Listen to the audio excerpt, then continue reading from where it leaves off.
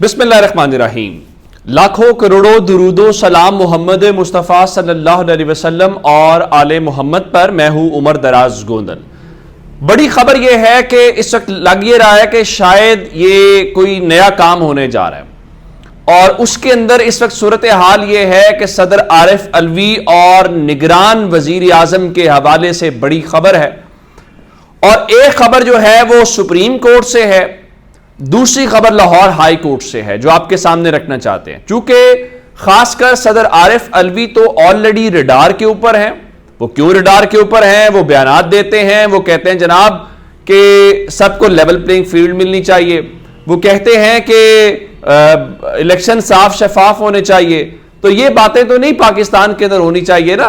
कहा जाए जैसा इलेक्शन हो रहा है बस कबूल कर लें, लेवल प्लेइंग फील्ड है या नहीं है उसको छोड़ दें। यानी आप अंदाजा इस बात से कीजिए कि पाकिस्तान तहरीक इंसाफ ने मर्दान में एक बड़ा कन्वेंशन किया, और आज उन्होंने वहां पे एक दीर बाला के अंदर वर्कर्स कन्वेंशन करना था, और वहां पे पुलिस पहुंच गई। पुलिस ने ग्राउंड के ऊपर कब्जा, लेकिन शेर अफजल मरवत वगैरह वहां पे पहुंच गए हैं। तो ये काम जो है वो इस हवाले से ऐसे ही चलता रहे। तो असल बात तो ये है। अच्छा, अब सदर आरिफ अलवी चूंकि वो निकालना है, तो बताया गया है जी सदर आरिफ अलवी ने जो सदर मुमलिकत का ओहदा है उसकी तज़हीक की है, और फिर बताया गया है कि उन्होंने अपने इख्तियारात का गलत इस्तेमाल किया है। और सदर पूरी कौम का होता है, किसी एक सियासी जमात का नहीं होता। और सदर आरिफ अलवी ने अपने दफ्तर को तहरीक इंसाफ की सियासी सरगर्मियों के लिए वक्फ कर रखा है। और सदर आरिफ अलवी ने गलत अपने ओहदे का इस्तेमाल करते हुए गैर आईनी इक़दाम के भी मुर्तकिब हुए हैं, और अपनी आईनी जिम्मेदारी से भी पहलू तही बरती है। और आम इंतखाबात की तारीख देना सदर का काम था, उन्होंने तारीख नहीं दी। तो और साथ ही वो गैर कानूनी असम्बली तहरील के हवाले से भी उसके मुर्तकिब हुए हैं गैर आईनी काम के। तो इसलिए उनको उनके ओहदे से हटाया जाए, ये दरखास्त सुप्रीम कोर्ट ऑफ पाकिस्तान के अंदर दायर कर दी गई है। अब देखना यह है कि जस्टिस काजी फायज ईसा जो कहते हैं कि वो किताब यानी कानून आइन के ऊपर चलते हैं, उसके अलावा कोई और बात नहीं करते, तो इस दरखास्त का क्या फैसला करते हैं? सदर मुमलिकत का ओहदा आइनी ओहदा है, रियासती ओहदा है। क्या वो सदर को नोटिस जारी करेंगे? क्या सदर की छुट्टी कर देंगे? क्या सदर को उनके ओहदे से हटा देंगे? ये बड़े बुनियादी सवालात हैं। अगर इस तरह से दरखास्तों की बुनियाद के ऊपर आपने हटाना शुरू कर दिया तो फिर तो कम से कम इस रियासत के अंदर कोई भी चल नहीं पाएगा। फिर तो जिसको जो है वो पसंद नहीं होगा दरखास्त दायर करवाई जाएगी। चीफ जस्टिस बेचारे की पाकिस्तान में या अदालतों की आप जानते ही हैं, तो वो तो फिर एक जंगल वाला हिसाब है, तो वो चलाना है तो वो कोई रोक नहीं सकता। अच्छा, अगली बात है अनवारुल हक काकड़ की। सॉरी, आप जानते हैं अतर मिनल्ला साहब ने अपने उस इजाफी नोट के अंदर यह बता दिया था कि जनाब ये जो निगरान हुकूमतों के जरिए मामलात चलाए जा रहे हैं। आप अंदाजा करें, खबर एक सुने। तारीख में पहली मर्तबा निगरान वजीर आजम ग्रेड 22 में तरक्कियों का फैसला करेंगे। यह कभी नहीं हुआ कि निगरान वजीर आजम जो होता है वो किसी ग्रेड 21-22 के अफसर की प्रमोशन का बोर्ड करे। यह जाहिर है जो एक इलेक्टेड गवर्नमेंट है जो उसका काम है।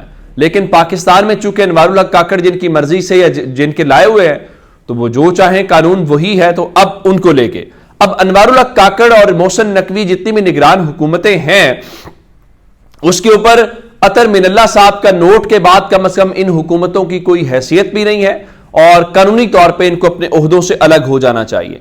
अब अनवारुल हक काकड़ को भी हटाने की दरखास्त आ गई है। जैसे कहा गया है कि छुट्टी करें आप सदर आरिफ अलवी की, तो उसी तरह से कहा गया है कि जो अनवारुल हक काकड़ है इनकी भी छुट्टी करें। लेकिन ये जो दरखास्त है ये लाहौर हाई कोर्ट के अंदर आई है।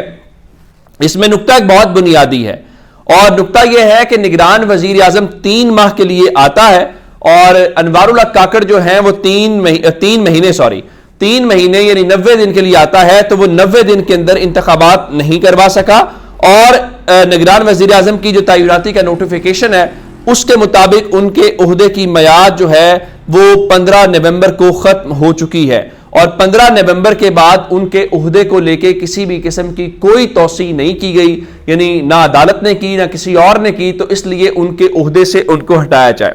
یہ قانونی نکتہ تو بالکل جائز ہے کہ 90 روز میں آئے، 90 روز سے آگے حکومتیں کیسے چل رہی ہیں، کیا کسی عدالت نے قرار دیا ہے، کیا کہیں آئین میں لکھا ہوا ہے، یہ ایک بہت دلچسپ معاملہ ہے۔ لیکن اب مسئلہ یہ ہے کہ صدر عارف علوی کو تو چھٹی کروانے کے لیے شاید قاضی فائز عیسیٰ صاحب کی عدالت جو ہے وہ بہت ایکٹیو اور متحرک ہو جائے، لیکن دوسرے نمبر کے اوپر انوار الحق کاکڑ کی طرف دیکھنے کی شاید کوئی ہمت یا جرت بھی نہ کرے۔ اس کی وجہ یہ ہے کہ انوار الحق کاکڑ کی جو سروسز ہیں وہ، اور پھر انوار الحق کاکڑ کو ایسے ہی تو نہیں اٹھ کے آ گیا، انوار الحق کاکڑ کو لایا گیا، تو یہ ساری چیزیں بڑی امپورٹنٹ ہیں۔ اچھا، ایک خبر اور ہے، اور خبر یہ ہے کہ فوج نے اپنے 2 افسروں کو فارغ کر دیا ہے، ان کو سزائیں سنائی ہیں۔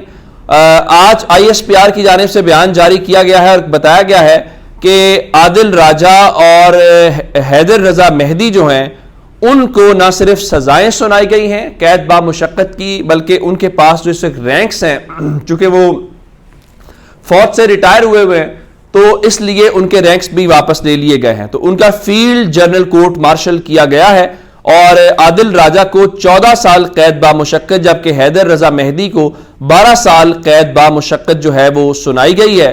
اور بتایا یہ گیا ہے کہ ان کے اوپر جو الزام تھا کہ انہوں نے پاکستانی فوجیوں کو بغاوت کے اوپر اکسایا، اور اس لیے آرمی ایکٹ کے تحت ان کو سزائیں سنائی گئی ہیں، اور ان کے جو رینکس ہیں اس کے متعلق بتایا گیا ہے کہ وہ ضبط کر لیے گئے ہیں، اور اس کے ساتھ جو اب کیا اس کو کہتے ہیں کہ یہ اپنے عہدے جو ہیں وہ مثال کے طور کے اوپر جیسے میجر ریٹائرڈ عادل راجہ ہیں تو وہ کہتے ہیں جی فوج کے مطابق اب وہ میجر نہیں ہیں، آپ صرف ان کو عادل راجہ کہیں گے۔ کیپٹن ریٹائر حیدر مہدی جو ہیں ان کا بھی جو کیپٹن کا رینک ہے وہ بھی ISPR کے بیان کے مطابق واپس لے لیا گیا ہے، اور بغاوت پہ اکسانے کا بنیادی طور پہ یہ الزام ہے جس کے اوپر یہ سارا کچھ ہوا۔ اچھا، ایک اور بڑی امپورٹنٹ ڈیولپمنٹ ہے، چلیں ان 2 کو تو سزائیں سنا دی گئی یا ان کے رینکس واپس ہو گئے، جو کچھ ہو گیا، 2 جرنیلوں کو بھی بلاوا ہے، اور وہ جرنیل کون سے ہیں وہ آج کل آپ کو جو خبروں میں دکھائی دیتے ہیں، ایک تو جنرل باجوہ اور دوسرے نمبر کے اوپر جنرل فیض حمید جو ہیں ان کو ہے۔ اب اس حوالے سے کیا ہوا ہے، ایک FIA کے اندر بنیادی طور پہ، اور یہ خبر اسلام آباد ہائی کورٹ سے، میں آپ کو یہ بھی بتا دوں کہ FIA کے اندر ایک شخص نے مقدمہ درج کرنے کی درخواست دی، اور وہ درخواست اس حوالے سے جس میں جنرل ریٹائرڈ قمر جاوید باجوہ اور جنرل ریٹائرڈ فیض حمید کے خلاف ہے، تو اس کو اب عدالت نے باقاعدہ سماعت کے لیے مقرر کر دیا ہے اسلام آباد ہائی کورٹ نے، اور عدالت نے اس کو 28 نومبر کو سماعت کے لیے مقرر کرتے ہوئے FIA کو بھی نوٹس دے دیا ہے، جنرل باجوہ کو بھی نوٹس دے دیا ہے، جنرل فیض حمید کو بھی نوٹس دے دیا ہے، اور جاوید چودھری کو بھی انٹرویو دے دیا ہے، شاید میتلا جو صحافی ہیں ان کو بھی دے دیا ہے، پیمرا کو بھی دے دیا ہے، پریس ایسوسی ایشن آف پاکستان کو۔ یہ جو کیس ہے وہ بنیادی طور پہ جو وہ کیا کہتے ہیں کہ انٹرویوز جو جنرل باجوہ نے دیے، اور ان انٹرویوز کی بنیاد کے اوپر جو کچھ ہوا، تو وہ کہتے ہیں کہ جناب اس سے ریاست کو یا قومی مفاد کو نقصان پہنچا ہے، اس لیے ان دونوں اشخاص کے خلاف، یہ جو دونوں افسران ہیں ان کے خلاف جو ہے وہ کارروائی کی جائے، اور ان کو اس حوالے سے اب وہ جو درخواست ہے FIA کے اندر، وہ درخواست تو ہو گئی، لیکن اس درخواست کے اوپر مقدمہ FIA کے اندر درج نہیں ہوا تھا، تو وہ صاحب کہتے ہیں FIA کو درج کرنا چاہیے۔ اب معاملہ اسلام آباد ہائی کورٹ پہنچ گیا ہے، تو اسلام آباد ہائی کورٹ نے اس کو ٹیک اپ کر لیا۔ اب دیکھتے ہیں کہ 28 تاریخ تو کوئی زیادہ دور نہیں ہے کہ کیا ہوتا ہے، کیا جنرل فیض اور باقی سب کے حوالے سے جو سپریم کورٹ کہہ رہی تھی کہ متعلقہ فورم وہی ہوگا، یا اس پر کوئی کارروائی ہوگی۔ اپنا بہت سا خیال رکھیے گا، خدا حافظ۔